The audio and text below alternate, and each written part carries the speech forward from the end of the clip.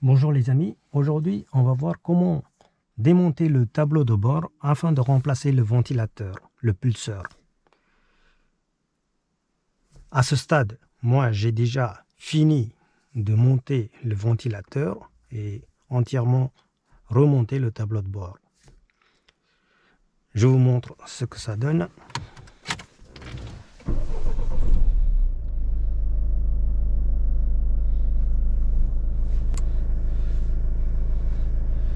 Là il est en mode auto.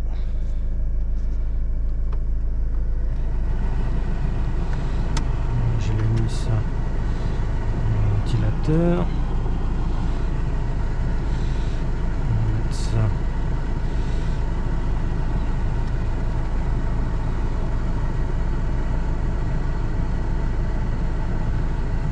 Voilà. On souffle.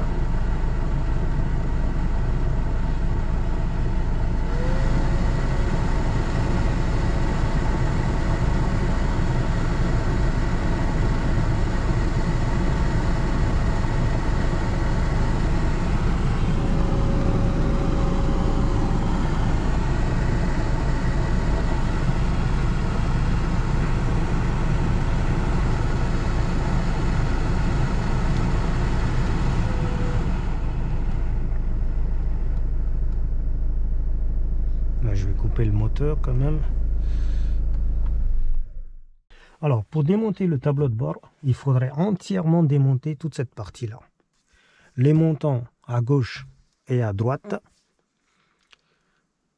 OK. Ensuite, la boîte à gants, moi je l'avais déjà démontée. Donc, vous regardez comment démonter la résistance pour voir comment démonter la boîte à gants.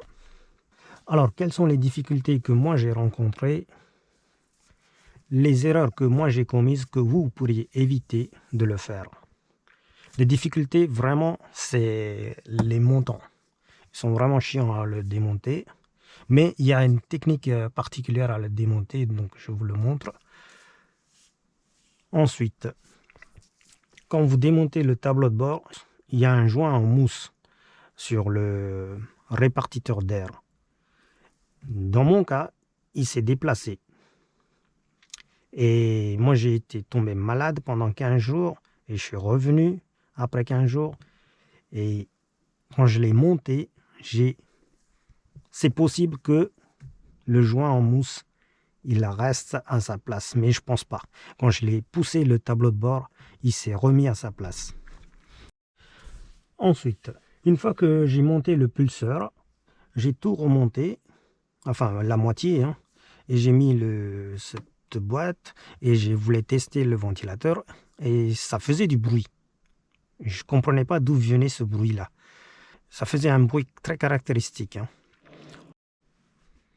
Alors, d'où vient ce bruit très caractéristique? Il se peut que ça vienne du moteur du ventilateur lui-même. Lors du transport, il se peut que le rotor il s'est légèrement décalé. C'est un moteur centrifuge, donc il se peut que ça vienne de là. Mais je pense pas, c'est un moteur tout neuf. Je pense pas que le rotor il s'est décalé. Ensuite, dans mon cas, c'était les volets qui étaient bloqués. Donc ça faisait un peu de bruit. Le joint en mousse, je pense pas, qui gêne le passage de l'air et que le bruit ça vient de là. Non, je pense pas. Mais les volets, ils étaient bloqués et j'ai mis en mode auto, puis après j'ai passé en mode manuel. Les volets, ils s'est débloqués et les bruits, ils s'est largement atténué.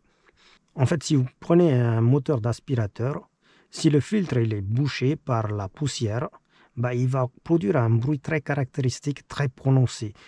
Alors moi, ce que je fais, j'aspire le filtre avec un autre aspirateur et le bruit il s'atténue très nettement. Donc là, je pense que c'était à peu près le même cas. C'était pas le filtre qui était bouché, le filtre il est neuf, mais c'était les volets qui étaient bloqués, qui ne laissaient pas passer l'air.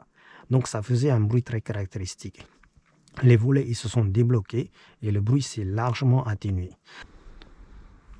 D'ailleurs, j'ai démonté cette partie-là et j'ai regardé le bruit du ventilateur. Et le ventilateur ne faisait absolument pas de bruit. Donc le bruit, il venait de l'intérieur. Donc ça ne venait pas du ventilateur. Bon, maintenant, passons au démontage du tableau de bord.